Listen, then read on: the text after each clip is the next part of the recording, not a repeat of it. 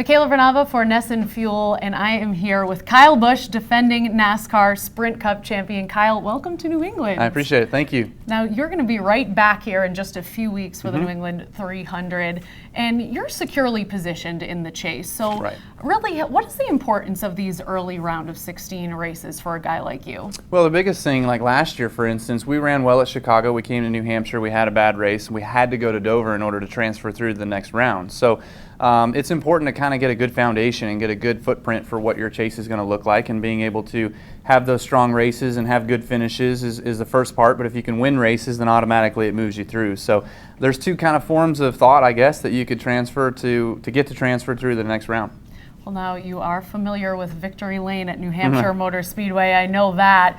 I actually have a little throwback photo for you. Do you remember this? Oh, yes. Remember this? Yeah, I remember that one. All right, do me a favor. Can you caption this photo in one sentence for me? Well, I pretty much knew what she was saying. It was, like, get that thing away from me. So caption it. What if we were captioning this, what would it say? That is probably the grossest thing I've ever seen, and I'm not just talking about Kyle. Good answer. Well, what did you do with the lobster? Did you eat it? They ask you if you want to take it or keep it or eat it, or if they want you to put it back. And so we asked them to put it back. So. Oh, very nice. Yeah, that's the humane thing to do. You set it free. I'm not sure if they did it, but that's what we asked for. Yeah. Well, now on a slightly more serious note, as you try to repeat as Sprint Cup champion this year, what's the difference between the road that lies ahead of you compared to this time last year when you were heading into the chase coming off such a serious injury? I think the biggest thing last year was a lot of people said that we didn't deserve to be in the chase because of my injury and sitting out the first part of the season, and I didn't run the whole season, whatever, yada yada, right? But going through the chase, we kind of felt like we were playing with house money, that we really didn't need to be there, or we shouldn't have been there, but we were going to go through and see how far we got. And if we didn't win the championship, then we really weren't supposed to anyways, because I missed the first 11 races. But with the way it all kind of worked out, man, we won the championship and played it really easy, pretty simple, and it all came together. So I feel like this year now, being able to have won the championship last year, it gives me a greater sense of knowing what it takes to win that championship. And also, I don't have that pressure of trying to go out there and becoming a first-time champion. I've been there, I've done that. Now I can kind of set back and look and go back out there and try to race for number 2. Well, it was an incredible comeback. And if you are to repeat, one guy you're going to have to beat is your older brother, Kurt. And I know you get asked about what it's like to race against him all the time, but I need to know, what's the most frustrating memory you have involving your brother on the track? I would say probably 2007. It was the All-Star race. Kurt and I were racing together, and I was passing him for the lead, I believe.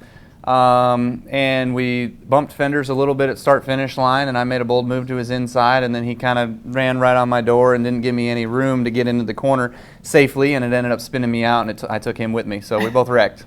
Yikes. Well, I also know you have a couple nicknames, Rowdy and Shrub, and Shrub stems from being Kurt's younger brother. Right, yeah, the littlest Busch, that's right. Well, which nickname do you prefer? Either one. I mean, they all kind of fit, whatever, but, you know, Rowdy has tended to become more of what I was when I got to the Sprint Cup Series level of throwing helmets and being upset at other drivers all the time, or causing some chaos when maybe I shouldn't, and also going out there and maybe winning races in just not the normal type of way sometimes. So, you know, you don't always look for the attention, but sometimes you're just kind of rowdy at getting the attention. So that fits you a little bit better than just being Kurt's younger brother, Shrub. Yeah, I can't be really Kurt's younger brother because, for one, I'm bigger than him.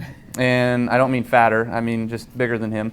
And then for 2, you know, we both have a Sprint Cup Series championship. So, you know. All right, so is it cool if I call you Rowdy for the rest of this interview? Whatever you'd like to do. All right, sure. Well, Rowdy, I'm curious to know what the preferred candy of choice is in the Busch household, because usually you're driving the M&M's car. Yep. We also saw your young son, Brexton, eating Skittles off the bricks at Indy. Yep. What's the favorite?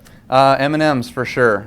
We're not to the potty training stage yet with Brexton, but we probably know that those are going to be some tools, useful tools moving forward.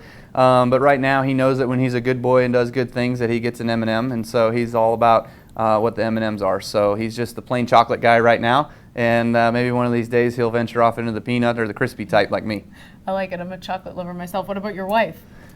She's all about everything. The Skittles. She's more of the sugar type. You know, she's more of the Skittles and the Starburst type fan. All right, well, we all know you're a great NASCAR driver, but how would you say your social media game is? It's all right. I mean, I don't know why.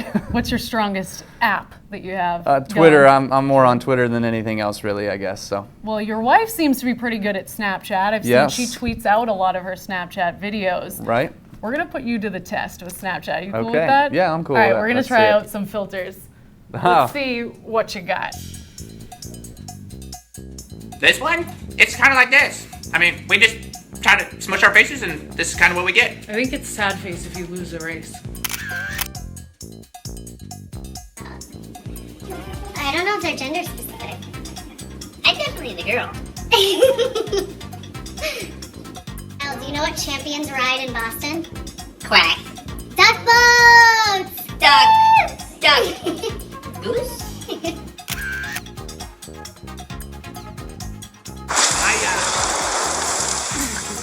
Hey, New England fans, you got to come out and see the race coming up here September 25th at New Hampshire Motor Speedway. Woof! Oh, it's perfect. I would say your Snapchat game is getting there. Pretty good. Maybe needs All some right. work. I'm not gonna lie. Maybe my Snapchat game's the one that needs work. Okay. but Well, we can get I better think at we're that. on the road. Sure thing. Well, maybe I'll ask your wife Samantha for some tips. She would probably be able to help us both out. Kyle, thanks so much for joining us. No today. doubt. Cool. Appreciate Thank you. it. Of course. Thank You guys have a Fun. good one.